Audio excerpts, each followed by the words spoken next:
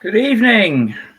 So, continuing the usual superstition of being completely unprepared, I've just been playing. I've just been solidly playing. Pretty much. I had a little nap in the afternoon, but I've been pretty much solidly playing. So I've just left everything and you're coming right into the middle of some messing around. So happy birthday, Luke Baker. Luke Baker from the band Beyond Driven happens to be probably the best Les Paul player out there in West Sussex. Not Hampshire, because I'm in Hampshire and I've got a Les Paul type guitar. So continuing the tradition of being totally unprepared, I shall move the mint. This we do every week, it seems. Move the mint and move the camera to a more advantageous position so that you may gawk at my moribund gob. Have I got the cable? What should I have? Got an hour's battery at least.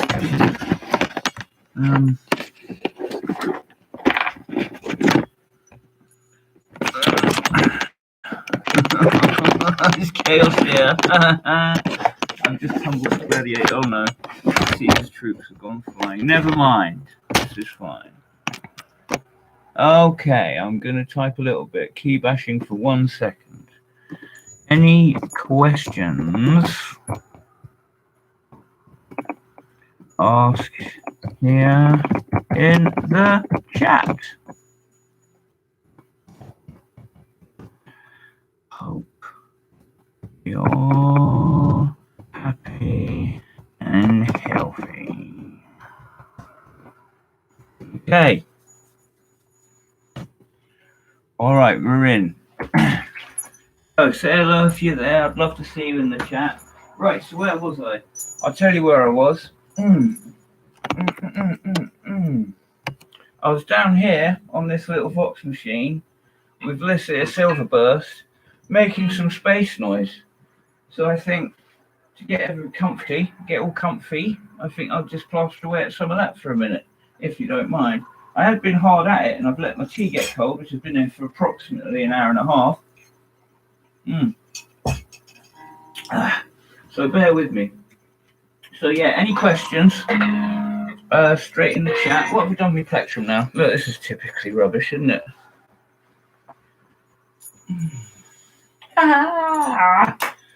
I don't know what I've done with my plectrum. My only good plectrum.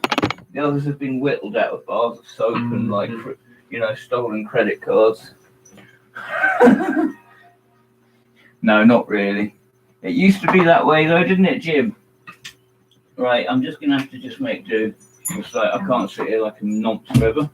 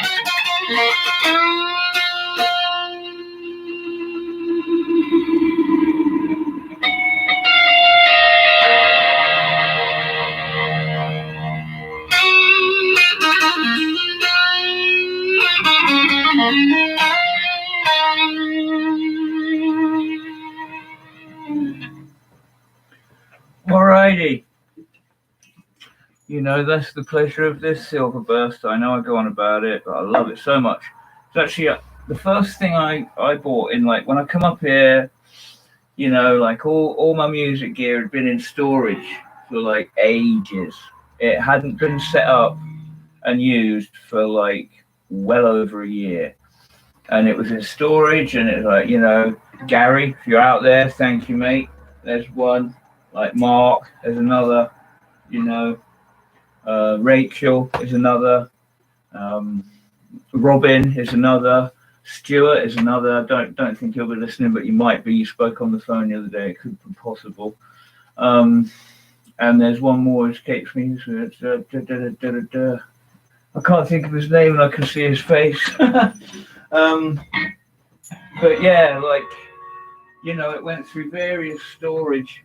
Such a massive pain in the arse, you know, hugely upsetting, because, you know, these two guitars, which are the most important two here, really, you know, these were bought brand new at the same time as a pair from Guitar Sound in Chichester, and they're actually factory seconds, and I got an amazing deal. Crikey, I can't even remember his name either. The dude who ran the shop, like Guitar Sound. But, you know, I had a budget of about 400 quid, and I was going to get one guitar, and I was really quite taken by the, you know, I was really quite taken by a few guitars. Oh, who we got? Sandra Portney, that's the Bigfoot show. Wow, hi Sandra. Good to have you here. Welcome to the New Forest UK. Wow, maybe it's time to tell a story. I'm not sure. Maybe I'll think about that. But yeah, you know, they done me a really great deal at Guitar Sound in Chichester. Sadly, no longer there. Same as many like retail businesses. Good to see you, Sandra. Seriously, thanks for coming. Like, it's brilliant. I'm trying to build the channel. Like, makes a huge difference. You don't have to stay long if you get bored, because you probably will get bored. but yeah, anyway, I'm playing a bit of music because there's someone in. But yeah, got a great deal. I put a lot of custom electronics in this. This is like really the arch guitar. But all this stuff was in storage. I was homeless for over a year, and it was just such a worry, you know, and such a hassle making sure it was in a place where it was safe. I didn't have hard cases for stuff. Bless you. I love every guitar I've ever met, I think. And it was just a massive headache. But yeah, so moving here to the New Forest, and, you know, everything being, all the guitars being in the same room, it's the novelty is not worn off, I'm afraid. Not yet. And it's been over a year now. Sandra, I moved to the New Forest actually the day before lockdown in the UK, so I've been here over a year. I haven't really got to know anyone because everyone's been in their homes. Who else we got? Hey, little Sammy, good to see you. Glad you could make it. Right, let's have a little bit of something pleasant, if I can manage something pleasant.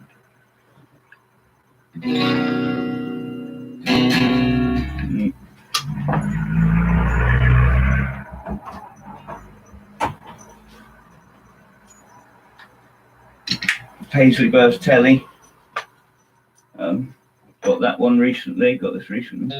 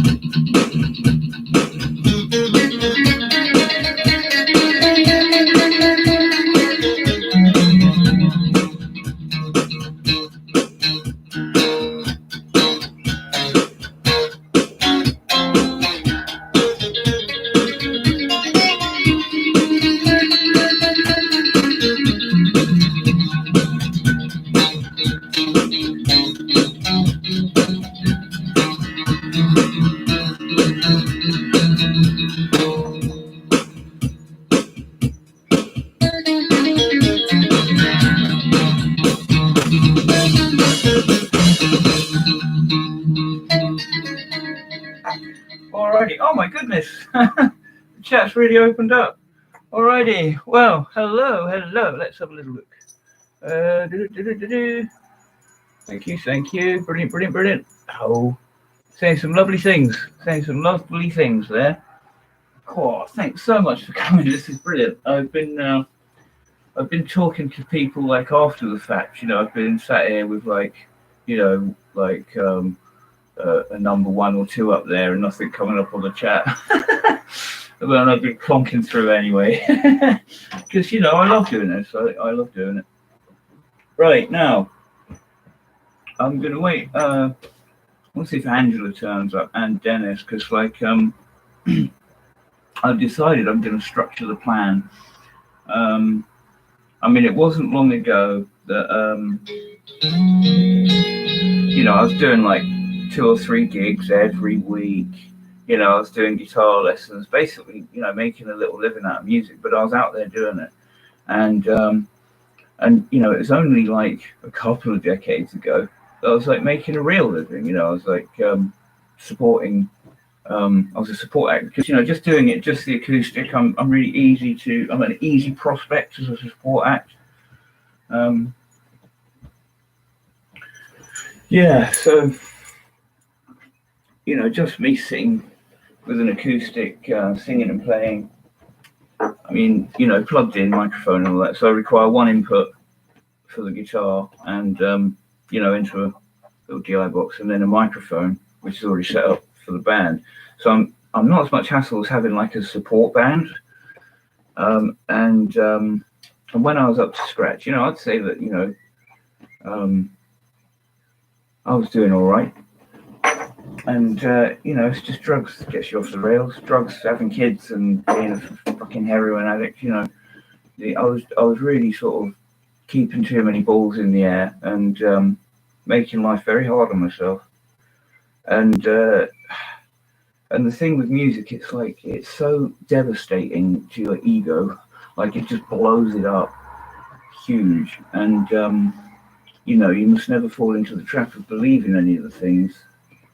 And I find myself quite difficult to live with now, but I've kind of got it under control. But, oh God, as a young person, unbearable. Like, unbearable. I couldn't, you know, and also, like, if you do like good size sort of shows, I was doing like clubs with 9 Below Zero, who were quite successful in the 80s, and they were doing venues that were sort of like 500 to 5,000, sort of in that range. And I mean, we went all over Britain, all over the UK, all over Europe, and I had a great time, and I felt like an artist, like a professional artist. And, you know, that's no doubt like the peak of my existence so far. You know, what I remember in my mind is it wasn't like all hell breaking loose rock and roll. It was actually like quite tied down and professional, to be honest. You know, we went to these strange places. We're a bond of brothers. You know, I still speak to everybody concerned on a regular basis, those that are still living, sadly. But you know, it wasn't wild. I mean, there was a little bit of wildness, but it wasn't chaos all the time, you know. It was like a professional, like, there was a sort of military precision about it all. And it's a big human effort. I mean, every day is minimum of 18 hours, minimum. You know, and I went up the ladder. I mean, I started off as a grunt. I mean, I used to load vans. And then it was like I was a ball boy. So if like a mic stand fell over or something like that, you know, I'd pick it up. And this was for various bands, you know, while I was keeping my own rubbish little pub bands going, my little local bands. And so I started to travel all over just as a grunt, just as you know, right at the bottom of the rung, 20 quid a day, 20 hours a day. But like your accommodation and your food paid for, you didn't really have to lift a finger, even cigarettes. I mean, you had like all your needs were taken care of, right? But it was 20 quid a day, and it was hard work, like filling trucks, emptying trucks, setting stages. It was hard, and I was, you know, I ended up quite hench.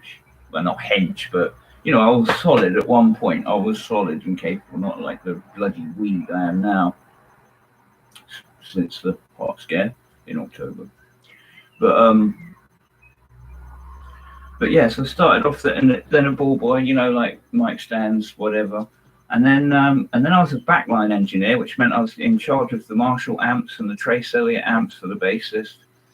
And then it was backline and monitor engineer, and that included the harp player as well. So like his Fender Bassman, his little Fender Champ, which is where I learned the trick that I use now with the Fender Champs, which is where I've got a Fender Champ wound all the way up, hidden behind a 4x12, so you can't see, like, so in the microphone, like the stage sound is coming from this tiny amp. It could be any size arena if necessary, but this would be hidden behind a stack.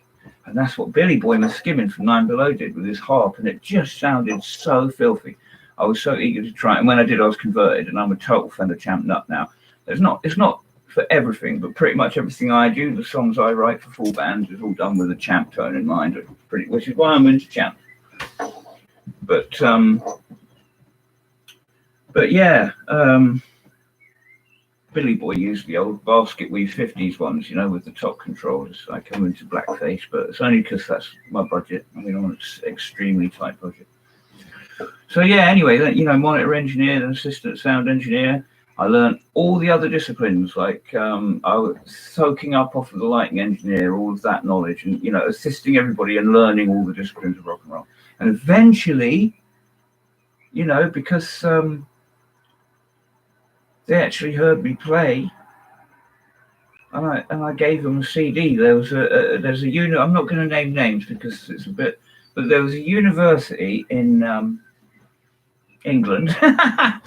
And the sound engineer at the university was a very dear friend, and he scheduled me in, jammed me in between university stuff. And this was like, he was a old BBC like radio star engineer, been through the Navy and whatnot. And he built that to sort of like British broadcasting standards. It was a wonderful studio, like Joe Meek compression. I mean, it was just wonderful. And it was where I was first in. This is back in like 98, 99. And it was like that's where I was introduced to Cool Edit, you know, where I was sitting on a stool and it creaked, and we isolated the creak and chopped it out with the recording. That was fascinating to me, and that was back then. I mean, now I do it on a little standalone Magic Trick box. Do that. I might want to listen, but yeah, I did. So I managed to get like a CD, well, a cassette actually at the time out of that, which I passed on to Nine Below, and they loved it. And they said, you know, it's like, can I play that live? Got an acoustic out, did it, and lo and behold, I was the support act, and it lasted for about 18 months, and it was wonderful. It was a great experience, and it was purely my. And if I'd have just stuck at it, I'd be making a living. I'd be making a living now. I'd be, you know, I'd be all right. I might be dining on past glories. But I'd be making a living at it. But it was like, you know, being a fucking drug addict and having kids and stuff. It's just, yeah. And I joined a band. You know, doing the acoustic stuff, I love it. But I yearn for the stink of rock and roll, and I got offered a prestigious job as a bass player in Stone Cold, who were like the premier South Coast band at the time, unsigned. But they were a wicked band, and so many good musicians have been through that band. Like everybody that I respected had been through that band.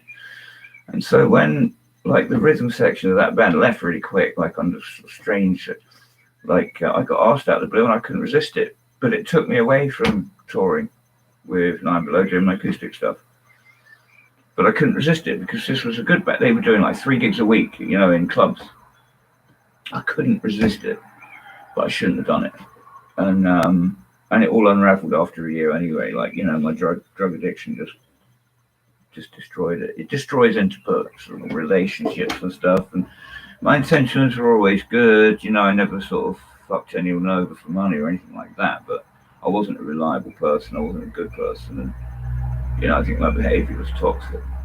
But having said that, you know, nobody can say they directly suffered because of a drug addiction, really. Probably my daughter's mum can say it, just because I was such a fuck up. You know, not because of any specific nonsense, apart from the fact that I was just a fucking drug addict. But I wasn't violent, I wasn't crazy. It's like I wasn't like I wasn't directly harmful, but like my behavior was so toxic that I would say that I was indirectly harmful. You can't hang around with someone like that. But you know, we plowed through 7 years, and bless them, like probably shouldn't have bothered. But gone off on a tangent there. Is Angela in the chat yet? Or Dennis? Angela or Dennis? I'm gonna play a bit of something I'm working on. Dennis! Brilliant. My tutor, but yes, Dennis, tell them all what a genius I am. Tell them all. I think I can possibly get it right, like boom. Yes, look at that, lucky guess. Look at that. That's what Dennis refers to. Is I actually write stuff, and this is called In the Court of the Cunt-Struck King. And it is about Henry VIII. Well, really, it's about a woman called Lady Margaret Beaufort, who is responsible for the Tudor dynasty and is much overlooked in history. Be a brilliant, like, sort of girl power thing. Be very timely, but you know, it's like I feel less inclined to do it. But yeah, thanks, Dennis.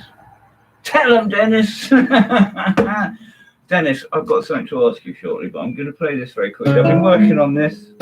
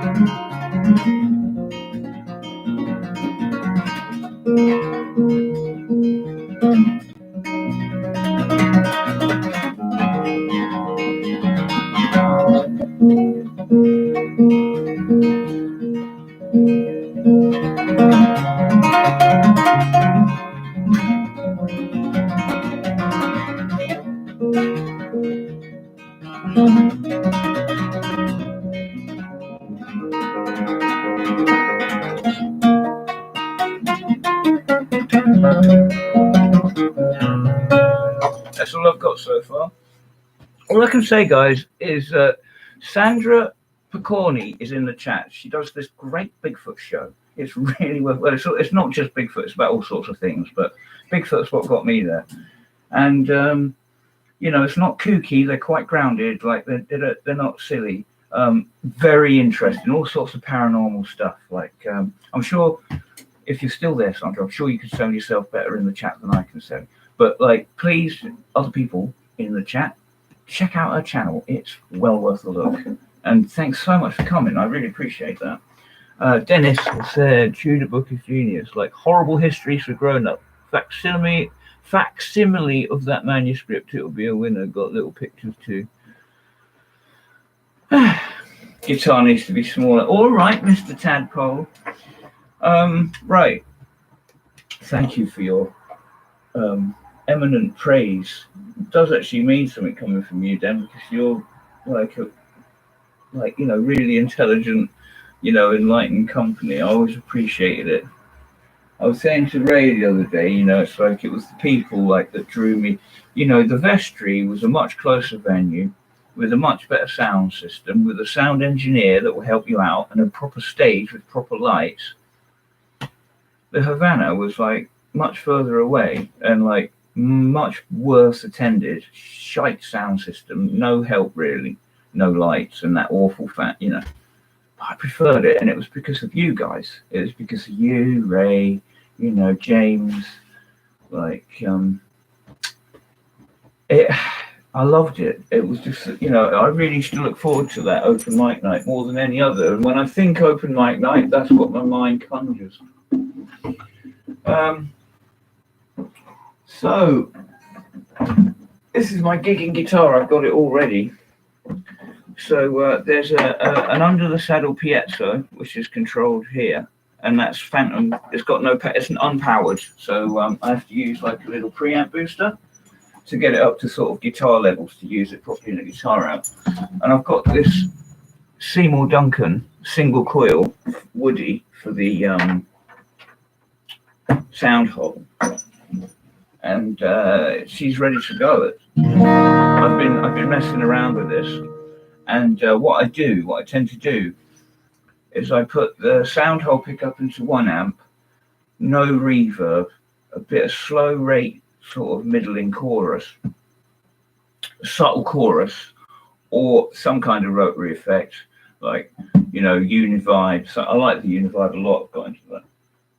Now, no effects, straight into another amp, which has got a touch of reverb on it, just a sweetener, and like delay on an expression pedal. So it's on a volume pedal. So if I want the delay, I just push it in. It's there all the time, and tremolo as well. And they're there all the time, but they're on pedals. So that as they're raised up like this is the tremolo. As they're up like that, it's just a dry signal. When I want the tremolo, I just squeeze it in. So there's no sound of switching. They're always there. And basically, yeah, I made all that on the fly.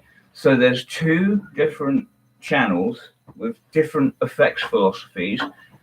This is mixed. The sound hole pickup is mixed to be warm with the emphasis on the low end and the low mids. A nice punchy, just concentrate on a punchy low end. So not swamping, not like roofing the sound, but a punchy, proper percussive low end. We focus on that. I don't have to worry about what the treble's doing. Fuck all that, because the treble and the treble mids come from here. So they get EQ'd independently and differently. And then you put the two together, the two different amps, it sounds terrific. And it's a very good approximation of like an acoustic in real life. It's hard, really, unless you're just going to put a microphone up to it, in truth, which is the best, a really good microphone, like, you know, a big, a large diaphragm tube mic, you know, whack that straight in front of the sound hole and play at that.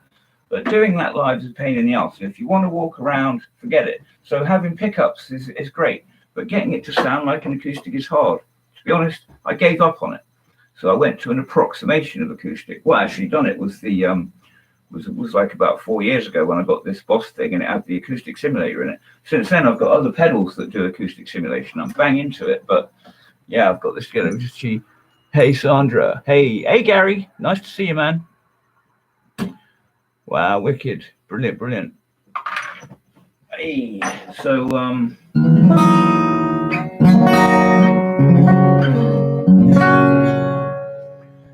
yeah, what I've decided to do.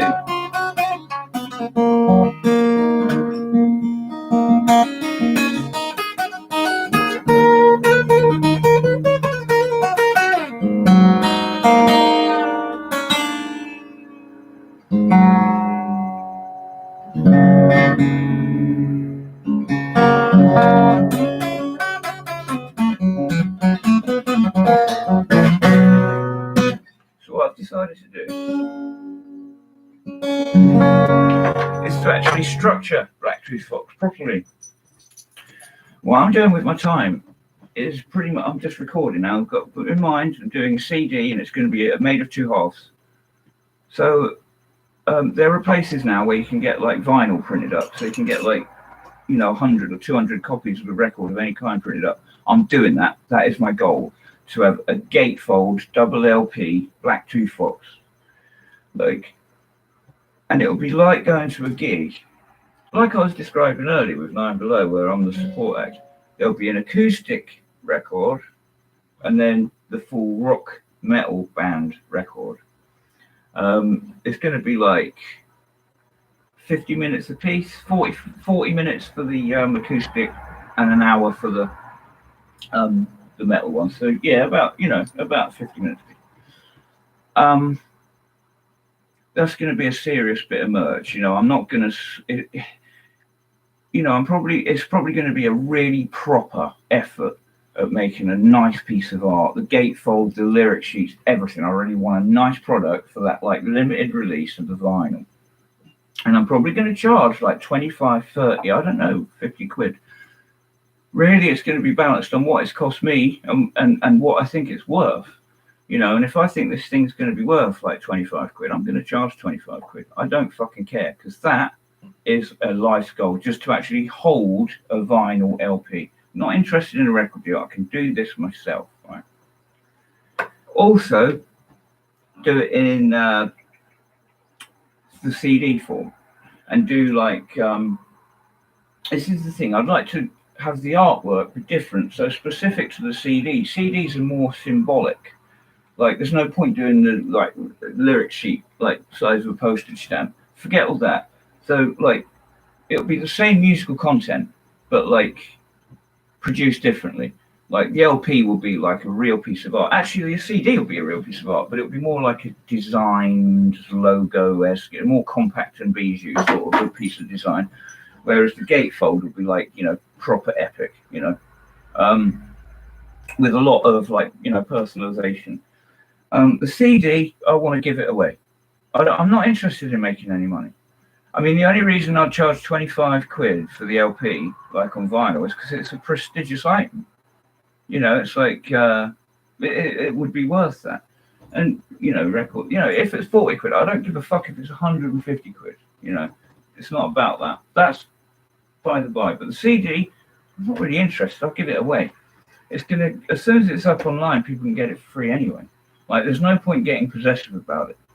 I expect to recoup the money by generating demand to see the thing live in one way or another.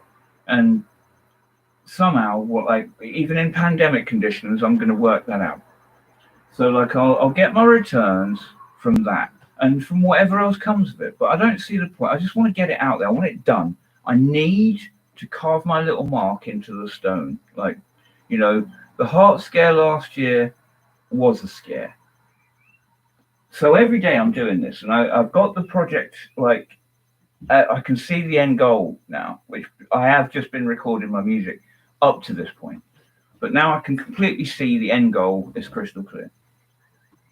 And what I'd like to do is to establish Black Tree Fox as a business, and using the point system that's been used in like the record industry for years. Now, I'm glad the music industry is dead. It's never been a friend to us. We can do it ourselves. But I'd like to get a few people on board. And I'm going to give away, well, not give away, but I'm going to, give a quarter away. 5 points. Now, 5 points. So I want to give 5 points to 5 different people, okay, which is a quarter of the business. That's the plan. Now, 5 points in a business is 5 pence to every pound, right? So I'm going to be approaching a few of you about different things, because you're going to be doing it for nothing. But if it goes well, it could really work out. And I don't want to exploit anyone's generosity. I don't want to exploit anybody's time or waste it. But I'm going to ask some of you for like your help, because your efforts right now at this early stage could make such an enormous difference and could be worth it. Because like, I'm not going to not do this. Like this I'm doing. I want to live the best quality life I can live making music, and I don't want to be doing it like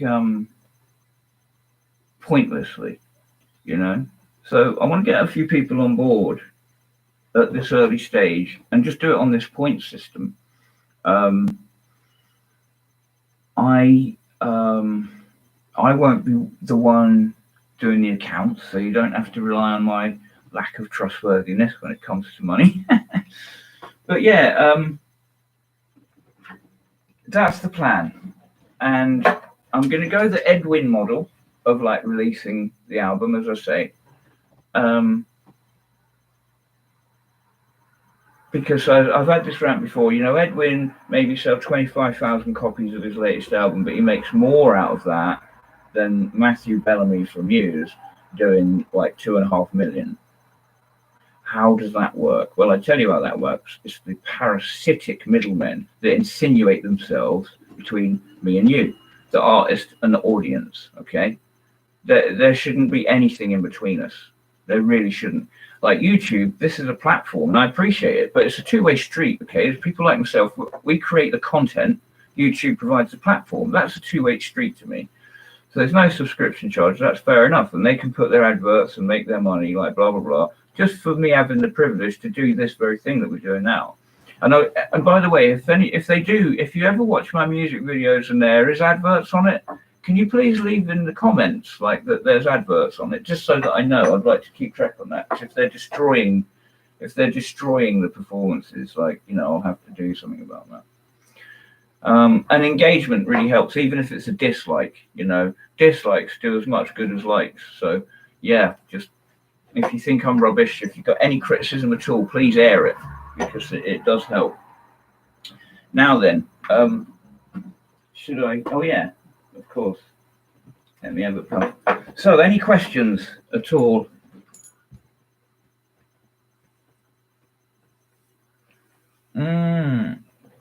What sounds awesome? The guitar.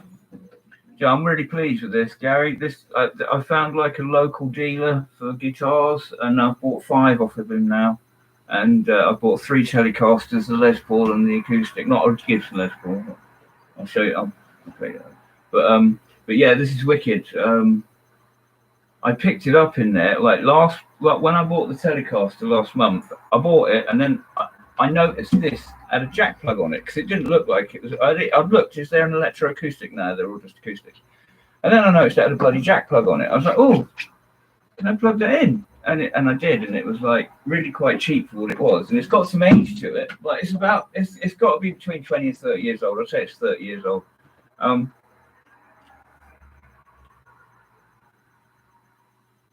do apologize, but I do love these vapes. Best move I ever made is giving up smoking and starting vaping. So yeah, I picked it up and I played it, and I've lost another plectrum, and it just sort of like.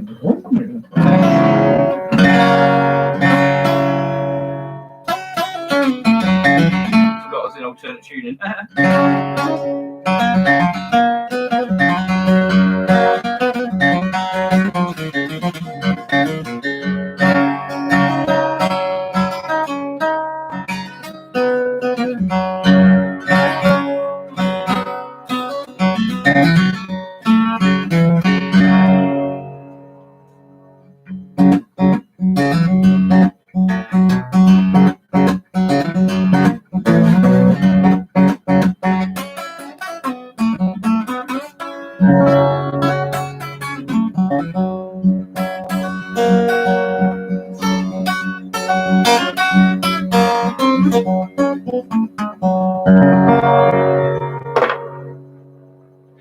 Thank you, Sandra.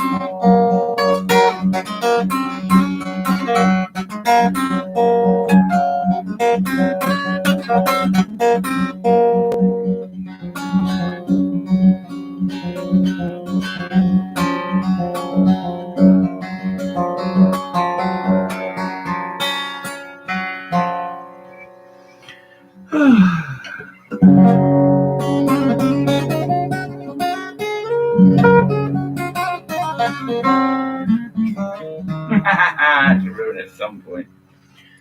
Oh, thank you so much. Thank you, Gary. Yeah, like, I think so. You know, you can have the CD. If you come to the gig, you can have the bloody CD. The record, 25, 30, 40 quid. But it's going to be a piece of art, proper lyric sheets, like, probably it'll probably, like, come as a package in it, you know, like Hawkwind records. Do you ever see a Hawkwind record? Like, they're massive. Pink Floyd as well. Like, these are wonderful things to own. Owning a Pink Floyd CD is cool. But owning a Pink Floyd record is awesome. Get that notification off my screen. This fucking thing is telling me I've got viruses and I must buy McPhee. No such thing. It's absolute nonsense. Like, I then go to my actual, like, whatever it's called, security software, whatever the hell. And no actions needed. Do them anyway. Yeah, it's annoying. I somehow like clicked on the wrong thing somewhere. Anyway.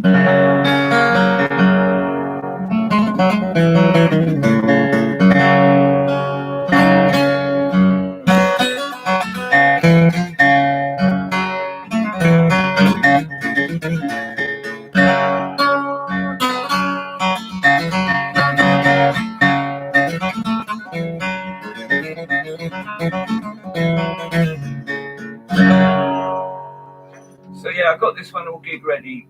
Pretty soon I will do a Guerrilla Gig podcast featuring this guitar. I'm trying out.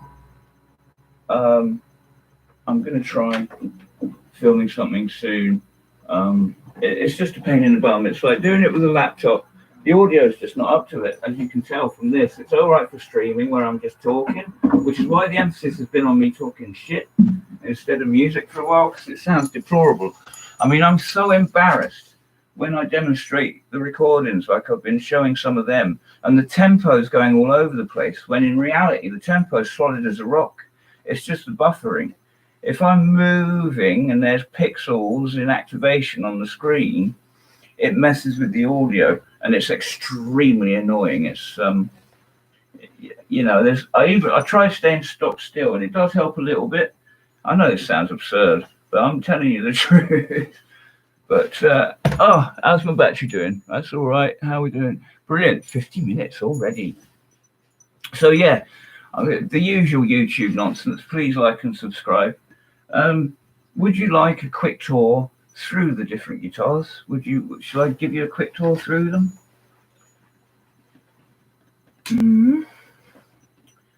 Or shall I sit here vaguely? Looking sneaky. Looking smug and sneaky. All right. All right then. Well, these two, the LTD F-types, these are my guitars I use for gigging.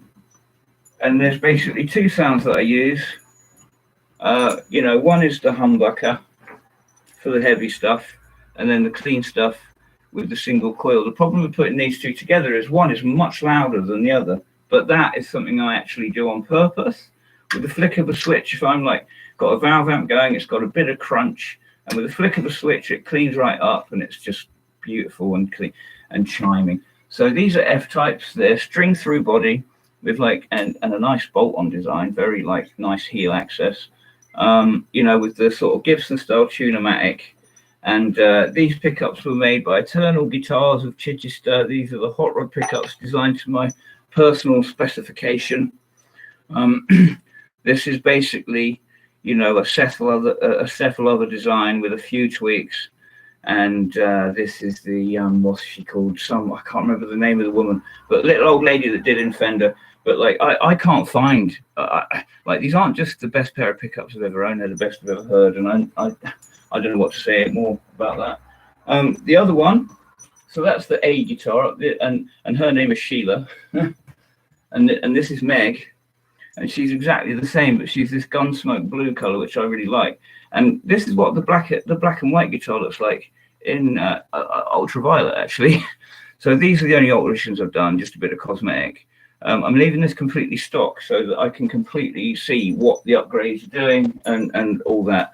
Also note that this is a cream and white zebra. I don't know if the camera can do it justice, but that pickup is actually a cream and white zebra, which, I've never seen anywhere before. And I thought that would be a nice idea. And I've still not seen anybody do one. So they're the two main guitars. After that, it starts to become guitars that are voices in the studio. This was the first attempt at a Telecaster. I bought this off my mate John. Used it for a few gigs. You'll see it on a few videos. But the neck has started to sort of go this way, and I'm doing everything I can with the truss rod. Put massive tension with strings, can't do it. So I've got to replace the neck. But all the electronics and so forth are intact. I've stolen the saddles for something else, but I've got other ones. This is basically just, I'm going to get either a Strat or a Tele neck, whatever neck will fit, whack it on and get it back. So I did all this, this was just a plank of wood. It wasn't string through. I don't know if Shane is in the chat. If you're here, Shane, but this was your guitar once upon a time. And then I bought it off John. and it wasn't string through, but it is now. And thanks to Mark Stevens for letting me raid his bits box to get that on the go. But that's not running at the moment, but it's a good guitar when it does. The plan with that is just get any kind of neck on it and put that together to be a slide guitar, always in that open G tuning I was just playing on the acoustic. So my gig guitars, first Telecaster then. So yeah, so after that really you're talking about studio voices now. I also play in a drop tuning. This guitar is also humbucker and single coil. And this is just a wonderful take on a Stratocaster made by someone that isn't Fender. And I adore it. I play it to death. Like, look at the state of the fretboard. This was a fairly fresh looking guitar at some point where there, look at that. And yeah, this is a Strat. I play it all the time. I love it. It's in the 50s wiring. Like there's no, the bridges are burned through, no tone circuit, nothing. Yeah, it's wired up like a 50s, but with a humbucker. It's got, you know, all 50s fittings, like, you know, the old school tuners and whatnot. It is a beautiful 400 series guitar. Probably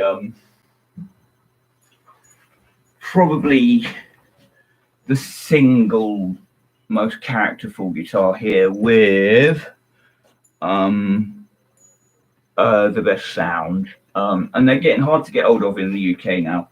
And I adore the company. I mean, I've always adored them. So that's the Strat. Now we're moving on to Telecasters. When I first moved up here, I popped into this little furniture shop. That's 1985, 86. I popped into the furniture shop. It was before the lawsuit, so it's still with the Fender style headstock. So it's got to be 85 or 86. Someone said could even be 84, but I don't think so. And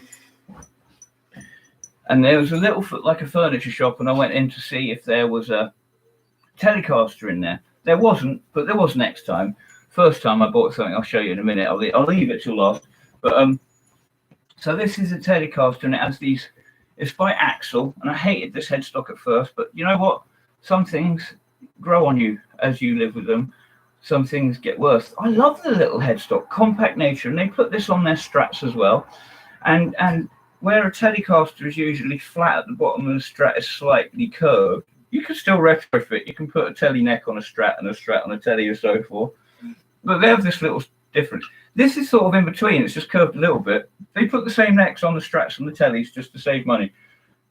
This is so well put together. It's just a cheap guitar. These are fucking nothing new. I think they're like 150 quid new. I paid like 70 quid for it, and it's a wicked little Tele. This is my, like, you know, now, I mean, I've done a few little alterations, you know. I always do a little bit of like cosmetic, so just adding a little bit of black. I put this scratch plate on. It used to have a black scratch plate, but I thought, you know, I love that. It's got that Wilco Johnson look as well. Wilco Johnson's also somebody that I've supported live. I've been a support act at Wilco Johnson gigs. I love the man. He's an extremely gracious human being. Also Norman Wattroy, the bass player. He was in like Ian Jury and that. He's Wilco Johnson's bass player. Extremely decent, genuine, authentic human being. You know, had a lot of time for a young chap that knew jack shit, and was asking a lot of stupid questions, and they were great. You know, legends, absolute legends.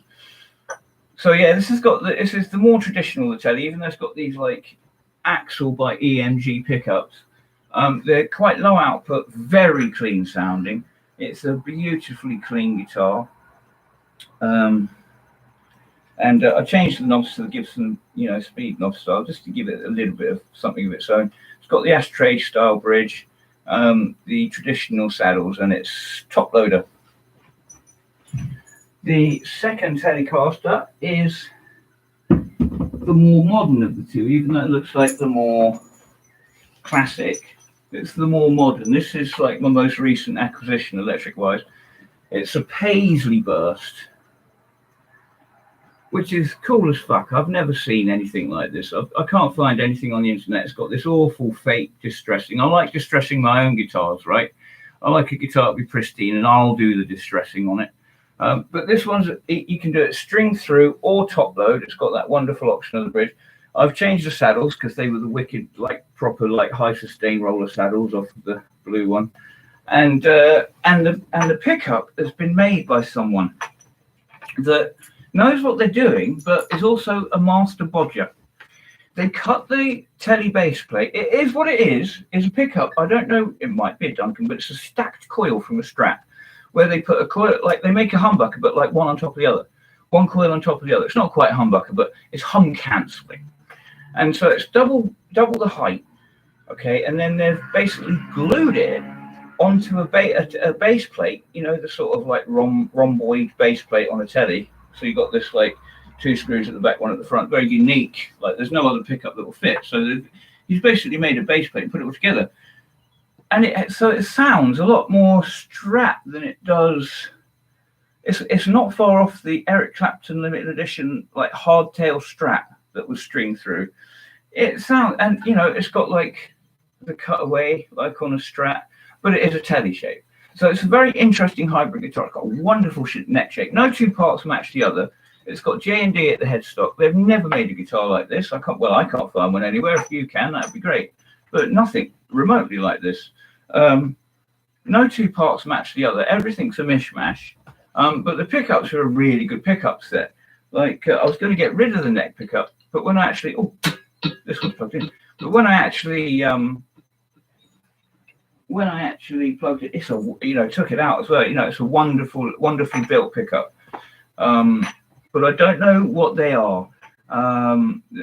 You know, there's nothing clear on them to indicate that they're, you know, Fender or Duncan or Dimarzio or whatever. But they sound good. They're not they're not microphonic in the least.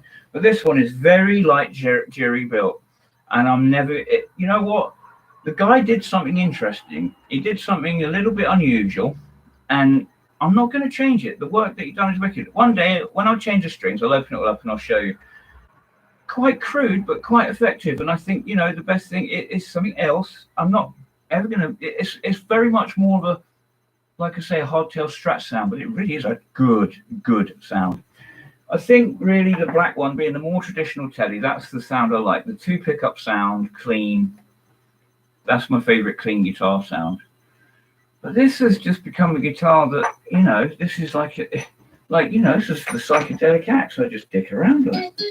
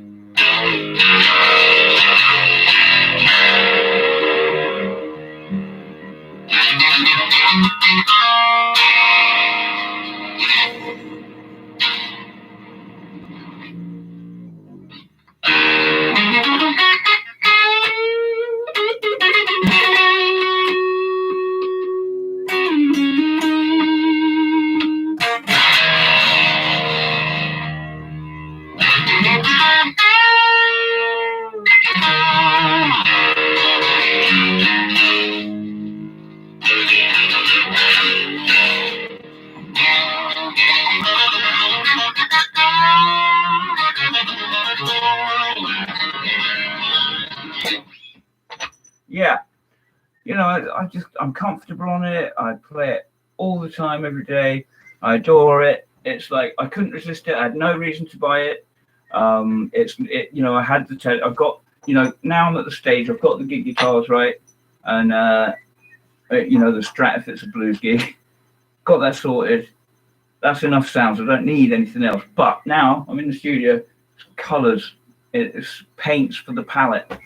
The Telecaster is a unique sound. There's nothing else that sounds like a Telecaster because of this thing where the pickup is attached to the bridge and a lot of aspects that make a Tele what it is. Same with the Strat. You know, the springs at the back of a Strat, all that artifact in the sound. There's all these artifacts, these clinks and clanks and like almost reverb-like sounds because of the springs. Crazy little sound. again, a unique sound. The Les Paul, another unique sound. Now I'm collecting the voices, the studio voices, and I'd got the Telecaster. I didn't need another, but I couldn't not buy this. It was like a bargain. It played really nice, and it's unusual. This is staying. I strongly suspect that this will get brought out for doing specific anything spacey. It's just such a hippie guitar. I just adore it. Basically, I think if I was doing a gig with Keith tomorrow, this is the guitar I'd take. Right? In fact, when I go and see Richard and play drums with my drummer, Richard, if you're in the chat, I fucking love you, man. I can't wait to fucking play again. I've got so much for us. But I think this is if we're doing anything funky, this is the guitar to get out. I think this is the guitar that Richard would appreciate. I think it needs a white scratch plate. The white pickup really unusual on a Telecaster. Okay, and I think that would look better, right? That would look better. So I'm going to do a few odds and ends with this. But yeah, that's that. So that's the other Telecaster. So I've got like what you could say a vintage sounding telly and a classic sounding telly and a very modern, unusual sounding telly. Okay, the third Telecaster I bought is this one. And this is a Stag Nitro. It's an absolute lump of junk on paper. I adore this guitar. It's so good at heavy metal. That's all it does. It's got these ridiculous Invader humbuckers, it's got these huge, really high output. They break up amazing. All it does is heavy metal. 80s hair metal is where it loves to live, but all heavy metal, thrash, you name it, it loves it. These humbuckers are brilliant for metal. Rubbish at anything else. You can wind them back and do whatever you like to sweeten up, but they will never sound good clean. They sound terrible. All I've done to this is just go through it and tighten everything up and put these like white strap knobs on, just to give it, start bringing out its personality a bit. I adore this guitar. Stag are not loved, but wow. It's got an alder body, a maple neck. I got really into the band Gyra, and he uses a Telecaster with two humbuckers and, the Gibson style Tune-o-matic, which doesn't really work properly, by the way. A Tele is nothing like a Les Paul. A Les Paul is down like that from the neck. So there's hardly any break angle on the tailpiece, okay, to the bridge. It's just not enough, which changes the character. I'm going to increase the break angle. I've got a few plans to increase, but I'm keeping it as is, but I'm going to increase the break angle. But this guitar, I'm not doing anything to this. This has become the studio guitar. If I'm laying down a heavy metal rhythm track, I just pick up this guitar. It's got the sound. I've got so many sounds, tuned specifically to this. I do use other guitars, but this is the best for like heavy metal rhythms. Stag Nitro. So that's the third Telecaster, double humbucker Telecaster.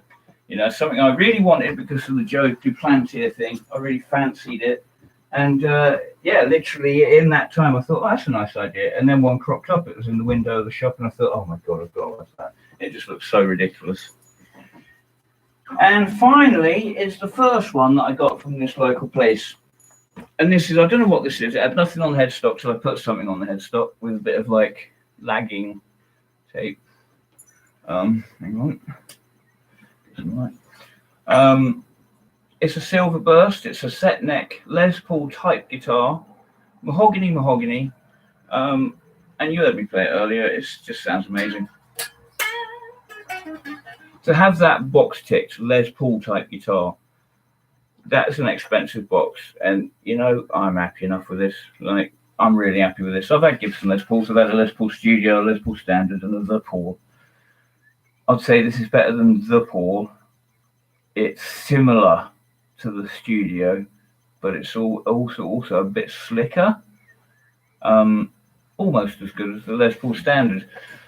Funny, it's my favourite Les Paul that I've owned, and I don't know whether it's just that I'm older, and but this is like a lucky guitar. And I'm really itching for other Les Paul players to pick it up and play it, and I want their thoughts. Because am I just being biased? Am I deluding myself? But man, I do proper Les Paul things with this, and I thought it was something interesting. I thought it might be an Ibanez, an older Ibanez. It doesn't see. I think it's more like 2005. I thought it was a Stag because of the shape of the fret markers, but then and the body. But then there's other things that indicate that it's not. The shape of the headstock here. God knows what it is. God knows. The pickups are atrocious, and yeah, it sounds amazing.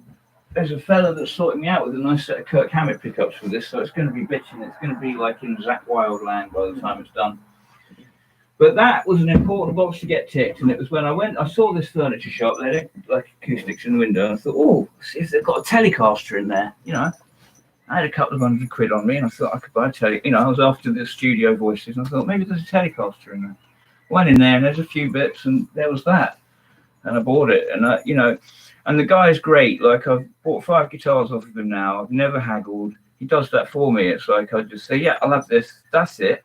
And he'll knock money off every time. He's been really good. He's throwing gig bags in, leads, plectrums, does what he can.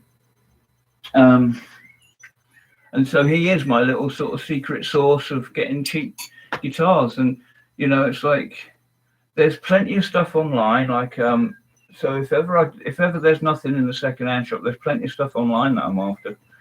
And there's also a fella that might be selling me a bass, might be selling me some kind of super strat. Really, what's left on the list now? A hollow body, something like, you know, a Gibson 335 type guitar, some kind of hollow body. I might buy a hollow body new. They do a Squier.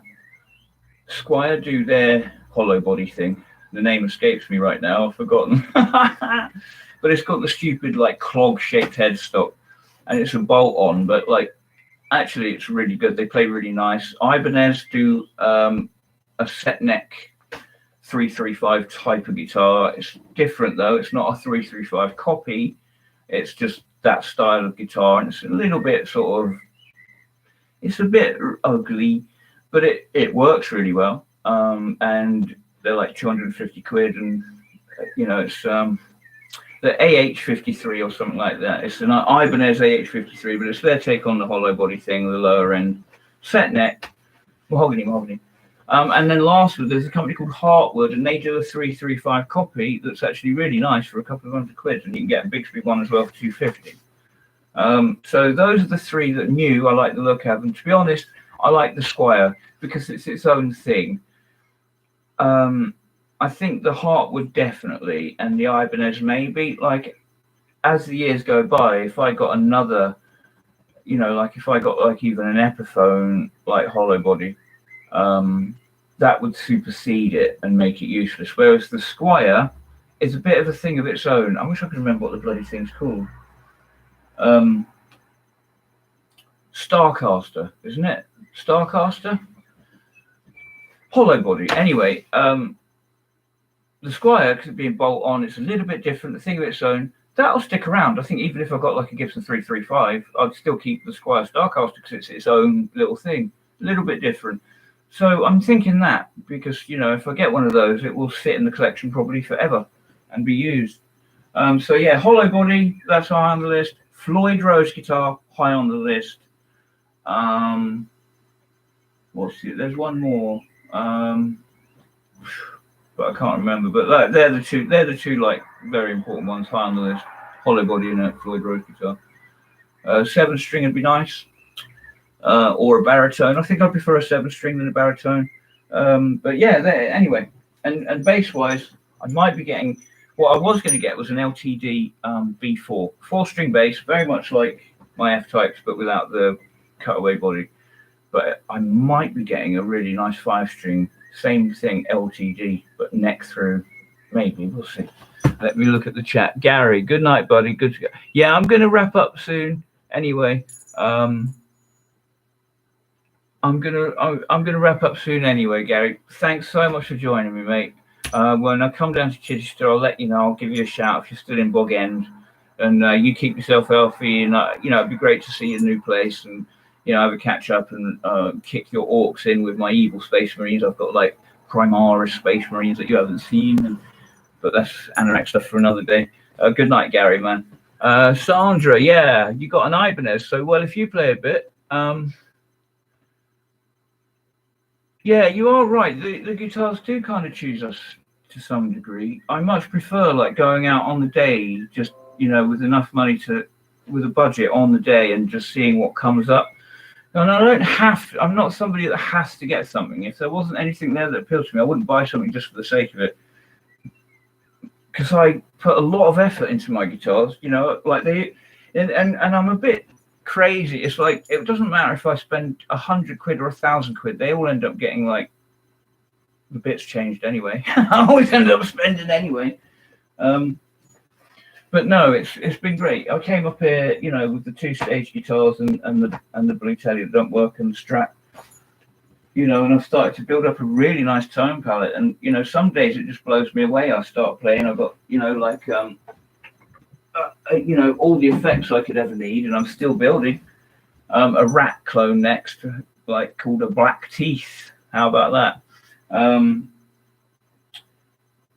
And you know, I just can't get over it. You know, it's like I've got the exact amps that I like, I've got the exact effects that I like, I've got the exact guitars that I like, and it's like I can move from, like, you know, that 80s hair metal, having the fucking time of my life, and go right back to sort of 50s blues, and then right into sort of James Hetfield Metallica or Dave Mustaine Megadeth, you know, through Iron Maiden, and then wind it right back to proper 60s psychedelia, Grateful Dead or Joe Walsh, Jimi Hendrix.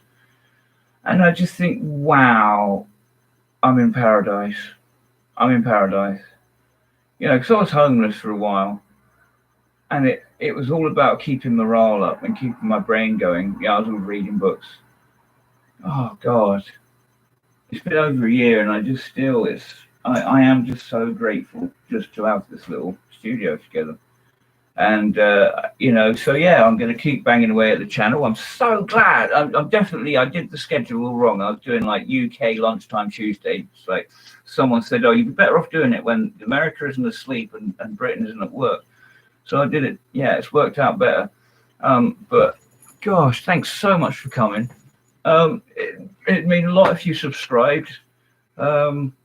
And I'm going to do more. Sandra, I don't know if you're interested, but soon I'm going to be doing guitar lessons that are on YouTube, that are very focused towards finger picking. So it'll be like, you know, because you can go and get your chords and, you know, your blues licks from anywhere, but there's certain sort of like, finger picking is a bit more specialist. And I haven't done any guitar teaching for ages, and I've got some really cool techniques I've got some really cool techniques that get you there quick. So if you're interested in that, do keep your eyes open, and I'll let you know. I'm Tim Fox on Facebook. You're welcome to find me there. It's been an absolute pleasure tonight. Thanks so much for your questions and your company. And if you like what you hear, Black Truth Grin, that's exactly where it comes from. I mean, look at the state. I've got this gaping hole in my face. I can't get up on stage and not get in front of that. That's why I called myself Black Truth Fox quite some time ago. But yeah, if you like what you see, spread the word. I mean, I can't. You know the drill. I mean, it's goodwill. If we share it, you know, it benefits us all. Okay, there's grey clouds coming in now over the fecund and harmonious New Forest. I'm going to get back to doing some recording. I've got a guitar solo I've got to do, and I'm going to try recording an acoustic track, which I haven't done yet, on the Silver Machine. So Samantha, so good to hook up with you again. It's like to see again a sister from those times, someone from the trenches, meant a lot. I appreciate seeing you again, and do stay in touch. Sandra, it's meant an awful lot that you've come tonight. That is a really cool thing. It's great. Thanks so much for coming, because I love your show. I adore your show, and I was really pleased to catch the live stream a couple of times now and do the watch-alongs. I mean, it's really nice company. You've got a good fan base as well. They're not, you know, it's like, I like O&A, right? But you know, the fans are fucking scum. they are bad. It's toxic. But your guys are lovely. They're a nice community of people, and it's a great show. And I recommend anyone goes to catch that. Dennis, I'm going to be giving you a shout shortly. What a wonderful photographer Dennis Lowe is. Gary, good night, mate. And yeah, what can I say? All my love. Gorilla Gig podcast will be coming up next. Episode 16 should be coming up soon. Apart from that, I'll be doing this at this time every Tuesday, and I might try and do one on a Thursday. I don't know. I'm looking to get advice on the best way to do it and decide what I want to do and how I want to do it. I don't want to spread myself thin. But thanks so much for joining me tonight. I really enjoyed it. God bless you all. Stay safe and live free. And click keyboards and be awkward at the very end.